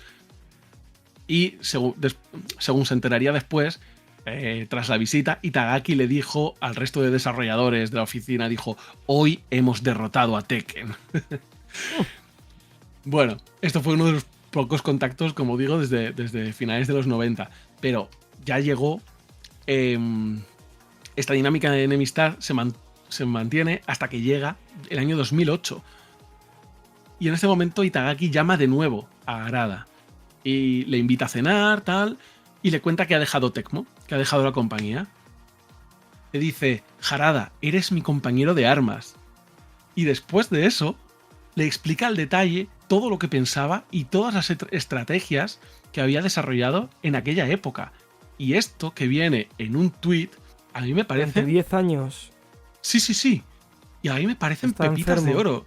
Me La parece confesión de un crimen, ¿eh? Está diciendo que ha matado a alguien, básicamente, el pavo. Pero me parece Loco, una ¿qué? información de un valor tremendo. Porque, a ver, el caso es que Itagaki era un fricardo máximo de la Segunda Guerra Mundial y él comparaba la relación entre Tekken y Dead or Alive con la Guerra Mundial. Y él decía, para ganar una guerra hay que tener un conocimiento exhaustivo de los recursos del enemigo. Y entonces el tío hizo el mega archivador del proyecto Tekken, ¿vale? Y empezó a hacer un análisis absolutamente autista de todo el proyecto de la competencia. Empieza con los créditos del equipo del juego. Investiga meticulosamente la formación académica, la trayectoria profesional, las habilidades y los logros de todos los implicados en el juego. Y, por cierto, así fue como descubrió que había coincidido con Harada en la universidad, o sea, que lo he comentado antes. Y además también encontró patrones como el orden de los nombres, porque normalmente el nombre que encabezaba cada sección, en plan artistas, programadores, calidad, tal, pues el que salía primero no era necesariamente un profesional técnico clave, sino pues un manager, ¿no?, del equipo que está gestionando personas, un directivo, tal, pero no alguien que realmente se hubiera manchado las manos haciendo el juego. Y según comentaba Itagaki, la figura de Harada como líder técnico joven destacaba mucho, rompía este patrón que él había detectado, con lo cual quiso seguirle de cerca. Y bueno, a este respecto, Harada sí que comenta que él fue muy afortunado, ¿no?, porque tuvo un apoyo excepcional por parte de colegas, compañeros y superiores muy veteranos, llevándole a liderar el diseño del juego, pero que esto es una anomalía en la industria, que no suele ocurrir así. Total, que Itagaki en su oficina tenía un gráfico con todas las personas clave, que yo me lo imagino, ¿sabéis? El típico tablón del FBI con las fotos de los sospechosos conectadas unos Con a hilo otros rojo. con el hilo rojo, tal. No, Bueno, Alan Wake 2. tú entrabas en su piso y este Sí. señor era un psicópata. O sea, entraba la policía y piensa que los iba a matar. Bueno, pues supuestamente Harada llegaría a ver este gráfico y él dice que la precisión del mismo era asombrosa, que había identificado figuras clave del proyecto en aquella época y que incluso tenía cifras de venta, demografía de los clientes de Tekken y que claro, que era era un momento del tiempo en el que la industria de los videojuegos aún no tenía pues este análisis de marketing demasiado sofisticado. Y Itagaki, con todos estos datos, él desarrolló unas cuantas estrategias, entre las cuales se encontraba esto que hemos comentado antes, ¿no? El aumentar el reconocimiento de la marca Dead or Alive oponiéndose directamente a Tekken en los medios. Y paralelamente tenía una estrategia de desarrollo de producto que identificó las necesidades que Tekken no satisfacía en los jugadores. Es decir, áreas en las que Dead or Alive podía destacar técnicamente o jugablemente, Y por eso Dead or Alive acaba apuntando a un tipo de público, a un tipo de jugadores un poco distintos a los de Tekken, ¿no? Más guarros principalmente. A Tekken le faltan tetas. Eso lo tenía en un hilo gordo rojo, pero gordo. Bueno, y tras confesar esto, Itagaki se rompió y le dijo a Harada durante aquella cena en el año 2008, le dijo: nunca les guardé rencor a ustedes, ni a Namco, ni a Tekken, al contrario, los respetaba a todos. Al comparar las dinámicas de poder en desarrollo, ventas y publicación, quedó claro que un enfoque directo no iba a funcionar. Tuve que emplear todas las estrategias posibles. Lo siento por todo. Bueno, el arco de redención, ¿eh? Y después, en la cena, Itagaki le dio la vuelta a la tortilla, literal y metafóricamente. No, esto me lo he inventado porque no creo que estuvieran comiendo tortilla, pero metafóricamente sí. Y le preguntó a Harada que cuáles eran las estrategias de Tekken de aquella época, ¿no? El tío ya no estaba en Tekken, le daba igual, bueno, curiosidad. Y en términos de producción, de marca, de marketing. Y Harada le contó, bueno, básicamente Harada había detectado que la comunidad de juegos de lucha se estaba trasladando de los salones recreativos a la consola doméstica, de los arcades a las casas. Y una de las cosas que hicieron fue incluir de manera pionera en los juegos de lucha otros modos de juego alternativos, enfocados a un jugador, como Tekken Ball, por ejemplo, que luego les copiaron, por cierto, con Dead or Alive Beach Volleyball, el Tekken Force, ¿no? Que era una especie de beaten up, los modos campaña, que tenían pues esas cinemáticas pre-renderizadas para la intro y para el ending de cada personaje. Cosas que iban un paso o dos más allá de los juegos de lucha de aquel momento. En esa época, Street Fighter, Virtua Fighter y otras series de Fighter, otros juegos de lucha, desaparecieron. Y claro, ¿qué hizo Harada para que Tekken sobreviviera? Bueno, pues ellos lo que hacían era lanzar nuevos juegos de la serie sin interrupción e iban utilizando las ganancias que obtenían en los arcade y también en las microtransacciones para ir financiando el desarrollo de versiones de consola. Y esto además, esta estrategia incluye apoyar a la comunidad de juegos de lucha, cosa que en aquel momento muy pocos desarrolladores prestaban atención, pero había una escena muy creciente de escena competitiva, especialmente en Estados Unidos. Y Harada fue de los pocos o el único que supo detectar de manera bastante precoz el potencial de estos torneos presenciales y comenzó a brindar apoyo entre bastidores a estas comunidades de maneras muy variopintas, pero lo potenciaba todo lo que podía. Y gracias a eso se expandieron muchísimo en Occidente y consiguieron una cuota de mercado significativa. Y lo más curioso es que esta estrategia Harada la mantiene en secreto, no la comparte con equipos de la empresa, no la discute con desarrolladores de otras compañías, con lo cual Itagaki en el momento de enterarse se sorprende y le dijo: esto no es lo que se supone que hace un desarrollador.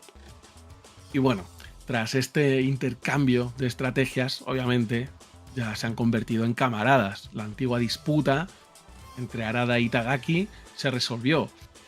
Y cuenta la leyenda, bueno, cuenta Harada en el tweet, dice: a partir de entonces, cada año, Harada recibía una llamada de Itagaki borracho en fin de año, ¿no? En Nochevieja, lo cual se convirtió en una especie de tradición bastante entrañable, la verdad.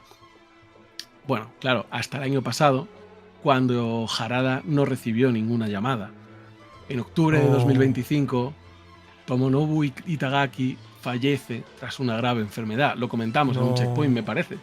Pero yo no me acordaba, tío, y cuando estaba preparando esto digo: me he puesto súper triste. Y de hecho hubo una publicación que la puso en Facebook y tal, y se despidió a través de este comunicado. Y Harada responde. Dice: es difícil de creer, pero Itagaki-san, mi superior en la universidad, aquí reconociéndolo, ¿no? Cuando al principio no le había molado nada. Y mi rival como creador ha fallecido. El último mensaje que recibí de él fue: vamos a tomar algo, vamos a hacer ruido pronto. Pensar que se fue solo con 58 años. Sí, todo el mundo muere eventualmente, eso es inevitable. Pero tú ¿No es un poco pronto? ¿No dijiste que me vencerías algún día?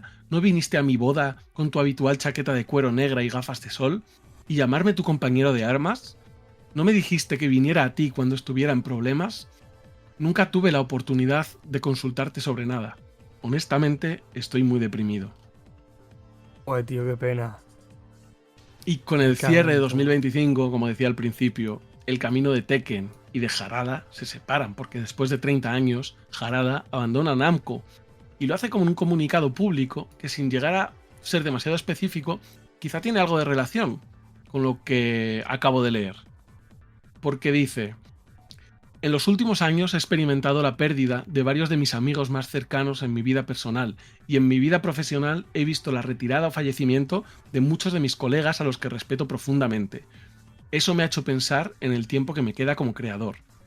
Durante este periodo busqué el consejo de Ken Kutaragi, a quien respeto como si fuera mi otro padre, y recibí un ánimo y un guía incalculable. Sus palabras me animaron a tomar esta decisión. Y nada, ya para terminar, pues estaremos atentos de futuros pasos de este creativo, quien aún no está en la edad de jubilarse, ¿no? Seguro que todavía guarda sorpresas por desvelar, pero en cualquier caso, yo creo que con lo hablado ya se ha ganado su merecido lugar en el Hall de la Fama de nuestro biogame. Qué guapo, tío. Este biogame casi es un doble biogame, sin querer. Sí, ¿no? es que lo he pensado, digo, Así uy, historias paralelas. es que casi podría ser el biogame de Itagaki, ¿eh? Pero Sí. bueno, no sé. Qué guay, tío. De Sí, hecho, al es que final a como día que- de que- hoy... Di, Pablo. No, que como quería hablar también de lo de Yoshinori Ono y de alguna cosa curiosa también de las redes sociales que había visto, digo, bueno, pues Harada está bien, tal. Pero... Claro. Es que Harada tiene guay. 55 años a día Mm. de hoy, ¿no? Y su compañero murió con 58. Mm. Que hace poquito, hace nada. Bueno, fue el año pasado, has dicho, ¿no? En octubre creo que fue. En octubre, pues fíjate. Que es que realmente sí, es que están casi a la par, no son de la misma quinta, pero por poco. Y, jo, qué penita, tío. Qué penita cuando... Es como si se muere Gary y Ash se queda sin su espejo. Lo dice la canción, Abel. Algo se muere en el alma. Cuando un amigo se va. Sí. Es como si se muere el Chocas o DJ Mario, que aquí lo vamos a... Y Gonzalo lo pasaría muy nos mal. vamos a quedar. Yo la verdad Poder es meternos con que ellos. no ponía ni €1 para la corona. Joder, macho. Bueno, yo tampoco. Pero El Chocas, tío, congela la basura, tío.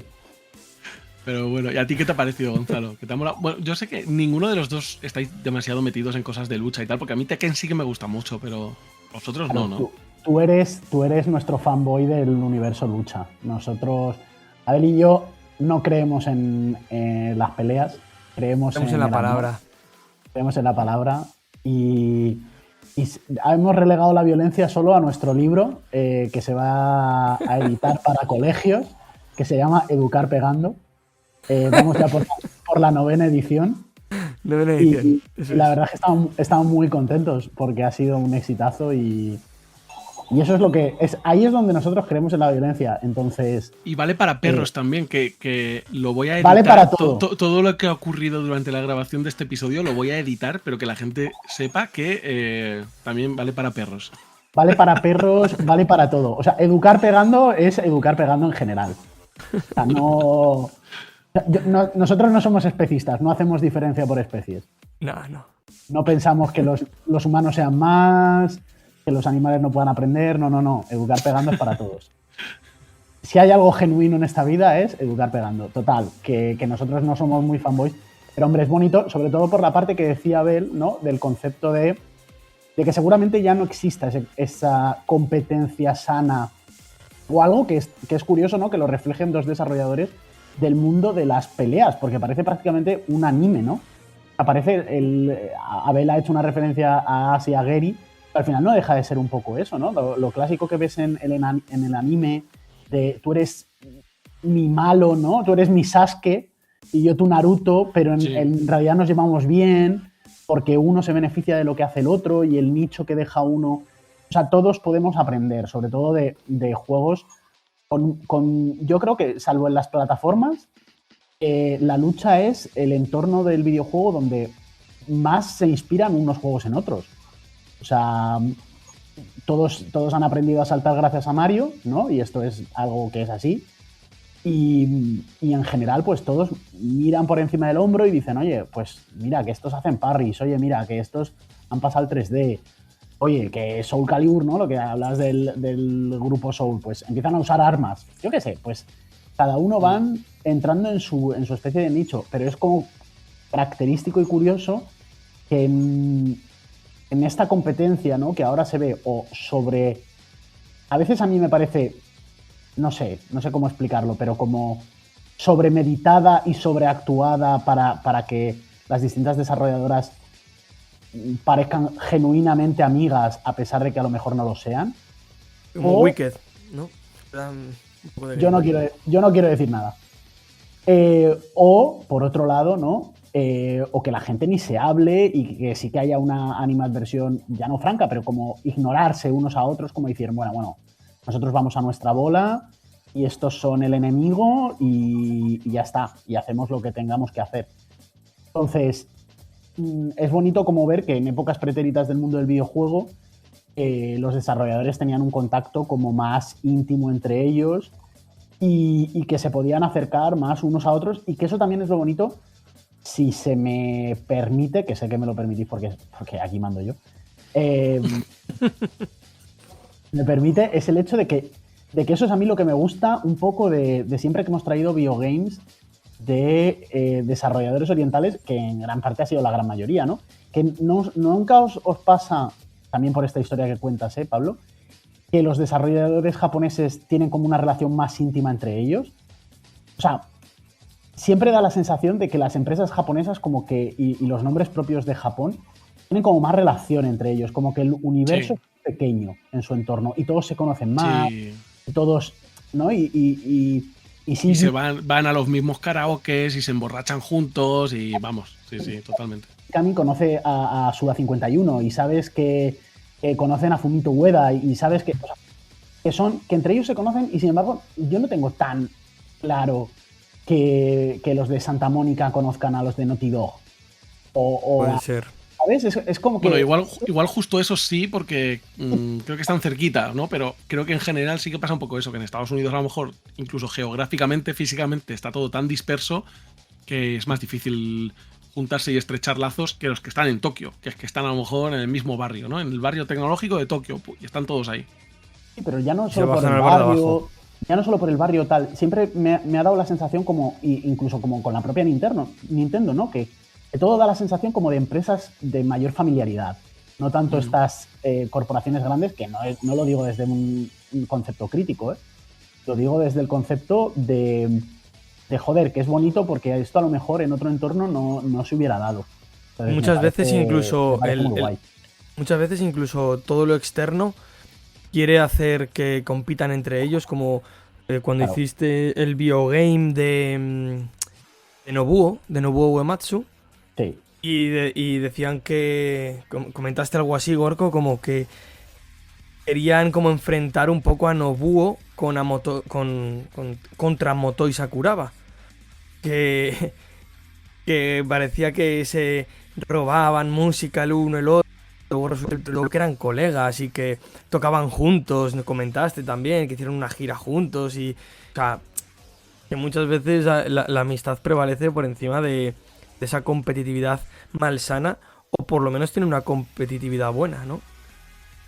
Sí. ¿Y os sigue fascinando, que esto ya es algo muy japonés, pero que también lo hablamos con Nobuo Uematsu, Hironobu bla bla bla? Eso es, no puedo decir ya palabras en japonés, y fíjate, decían que la ginebra no te dejaba la lengua de trapo, pero 2 horas después del programa podría fregar el suelo con esta lengua.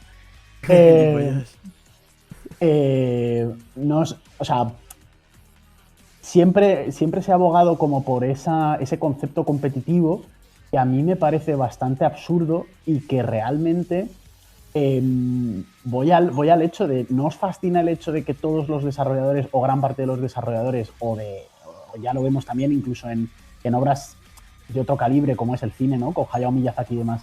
¿Nos fascina el hecho de que los japoneses estudien lo que sea y luego se dediquen a otra movida? Porque Sí, al final aquí es muy un tremendo también. licenciado en psicología. ¿Qué tal? Si nos vamos a Hayao Miyazaki, era un tío que había estudiado empresariales. O sea, si nos vamos a Nobuo Uematsu, no, es que yo trabajo en una tienda de música, pero tal, o sea, ¿quién eres? Luego eres uno de los... Kojima hizo económicas. Claro, Kojima hizo económicas también. O sea, es del palo de, pero ¿quiénes sois? O sea, ¿quiénes sois? Pero esto yo creo que también es una cosa un poco de otra generación, que no olvidemos que hablamos de... Y hablamos de los ellos de manera muy japoneses. cercana y tienen 70 años. Ahí, eso es. Entonces, a lo mejor hoy en día yo creo que los grandes creadores de videojuegos habrán estudiado diseño de videojuegos, probablemente, ¿no? O programación o algo parecido. Shigeru Miyamoto, ya sabemos todo lo que ha estudiado bar y barra. Él sabe lo que es el bar, la barra y los ceniceros.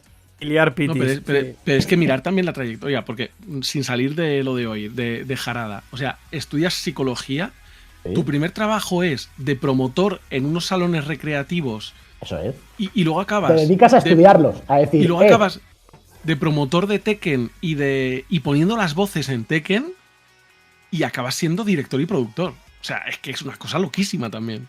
Bueno, el crecimiento que había en aquella época era muy de... Lo curras, funcionas, pues para arriba. Y Sí, asciendes y cambias de rol con facilidad en la empresa, que a ver, eso siempre se da, pero me llama la atención, creo que en Japón y en aquella época incluso sucedía más. Sobre todo que es eso que veíamos antes, que es lo que decías, también un poco por la superespecialización, ¿no? Estamos haciendo aquí un análisis como un poco más sesudo alrededor de la biografía de Harada, pero de la propia industria, ¿no? Yo creo que sí que ahora, efectivamente, todo el mundo, como bien dices, Pablo, ya se ha súper mega especializado para tener unos estudios muy atribuidos, pero al inicio pasaba también en el cine, ¿no? O sea, al inicio de cualquier industria o de cualquier medio artístico, te nutres, e incluso hay estudios que su valor diferencial también está en seguir, incluso en la actualidad, nutriéndose de gente que pertenezca a disciplinas contrarias, ¿no? O distintas. Entonces, en ese momento que el videojuego era algo nuevo, pues tú contratabas a gente pues un poco por de donde surgieran. O sea, ya lo digo, o sea, Hironobu Sakaguchi pues venía de, pues bueno, pues yo qué sé.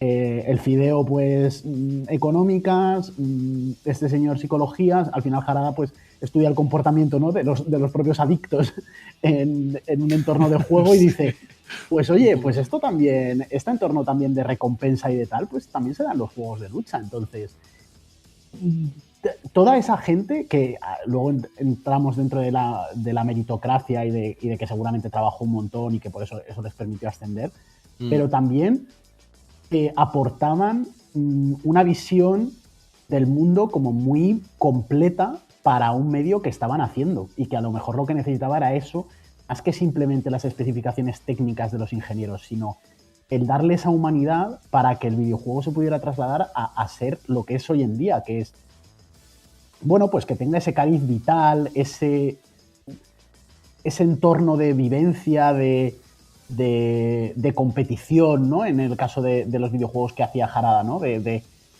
lo que él cómo llevaba su vida, ¿no? Al mismo tiempo de competencia pero sana, pues es que parece que su propia vida encarna los videojuegos que desarrollaba. Y al final eso está dentro de su propia psicología y dentro de lo que significa competir y de lo que significa reforzar la visión de juegos, pues que no suelen tener una historia, que no suelen tener, ¿no? Un arco narrativo complejo. Bueno, pues tienes que estudiarlos de otra manera para que tengan alicientes que permitan a los jugadores sentirse unidos a la saga. Ya sea poniéndoles las voces y haciendo de los personajes pues seres reconocibles, como hacía al principio, a luego tener una capacidad de dirección como para integrar elementos nuevos que permitieran pues a los propios jugadores disfrutar del juego más ya en la dinámica de consolas en domicilios que en las dinámicas de los salones recreativos, que sí que es algo más, pues bueno, más colectivo, ¿no? Pues no sé, es que me parece muy interesante aquella época en la que contrataban gente de otras ramas y tenían otra aproximación al mundo del videojuego. Me parece algo súper fascinante y ojalá volviéramos un poco a eso, sobre todo para que me contraten a mí. También, a ver, este tío es que salía de la Universidad de Waseda, que por lo que he visto que es súper prestigiosa, entonces a lo mejor a una Es empresa... el Harvard de allí, ¿eh? Claro, por eso, a lo mejor a alguna empresa en un momento dado le da igual contratarte a un psicólogo que a un sexador de pavos si sabes que viene de Waseda. Dices, es que este tío es el puto amo, lo ponga donde lo ponga, me va a funcionar bien. Pero bueno, muy interesante, sí, tu reflexión. No sé, Abel, si quieres decir algo más y si no, cerramos. No, dale, cierra. Me ha encantado la sección. Me parece también muy interesante la reflexión de Gonzalo. Yo también me parece que muchas veces, en muchos casos, es más interesante el hecho de tener en cuenta la visión de una persona que lleva X años, 7, 12, 15, los que sean, trabajando en una empresa, que contratar a alguien externo simplemente tenga un título, ¿no? Que no quiero quitarle importancia también a los títulos, pero me parece que el funcionamiento interno de según qué empresas o que según qué aventuras puede ser algo tan complejo que solamente lo termines entendiendo después de años. Y nada, me ha encantado esta sana rivalidad entre estos dos personajes y me ha encantado la sección. O sea que nada, ya vamos. Si quieres nos despedimos ya, Pablo. Pues nada, me alegro que os haya gustado y efectivamente, ya con esto, bajamos la chapa y nos despedimos.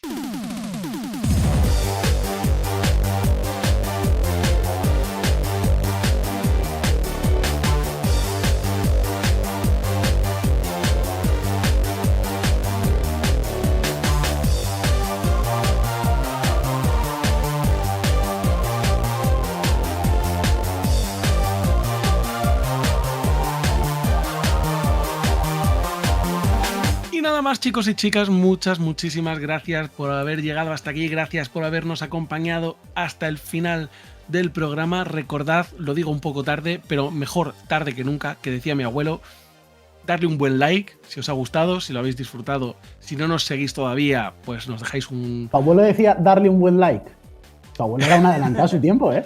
Era un pionero. Tu abuelo decía, suprímete y dale al listen. Dejarnos eso, seguirnos si todavía no lo hacéis, suscribiros en iVoox, en Spotify o donde sea que nos escucháis, dejarnos un buen comentario también si os ha gustado, si tenéis algo que aportar, si os lo típico, ¿no? Que nos escucháis y queréis participar en la conversación, pues nos lo dejáis en iVoox y ya sabéis que siempre lo leemos y prácticamente siempre contestamos también.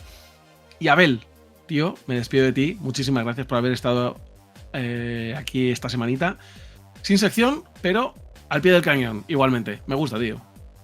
Por supuesto. Yo disfruto mucho cuando hago secciones, pero disfruto aún más cuando no las hago. No, tampoco es eso. Pero nada, muy contento de haberos escuchado, de haber pasado este rato con vosotros y con toda la gente que nos escucha. Y muy contento también de llevarme esa lección, ¿no? Que a veces las hostias se pueden dar con cariño. Esto no es una alegoría al maltrato, ni mucho menos, ¿eh? No, si lo decíais antes, lo del libro ese o no sé qué, y de los perros. Bueno, en fin. Que me despido. Los perros no, Pablo. Todos. Todo el mundo está... es posible que reciba muy buena educación gracias a Educar Pegando. Comprad el libro de Abel y Gonzalo, el libro que os llevará a la cárcel. Gonzalo, tío, muchas gracias a ti también por tu sección, por tu participación y nos vemos prontito la semana que viene. Nos vemos pronto y yo como Abel estoy deseando que ya no me toque hacer secciones, a pesar de que tengo 800 secciones hechas. La persona más prolífica. Oye, echa cuentas porque igual te has pasado, que esto en junio otra vez pues nos vamos de vacaciones. Bueno, ya se verá. Y nada, chicos, yo también... 6 temporadas y una película, chavales. Pablo Sánchez de Rojas. Ahora me despido, el último, eso sí, pero me despido. No por mucho tiempo, hasta el domingo que viene, a las 5 de la tarde, cuando publicamos el siguiente episodio de L3, La Regla del 3, el podcast de videojuegos donde siempre somos 3. ¡Adiós!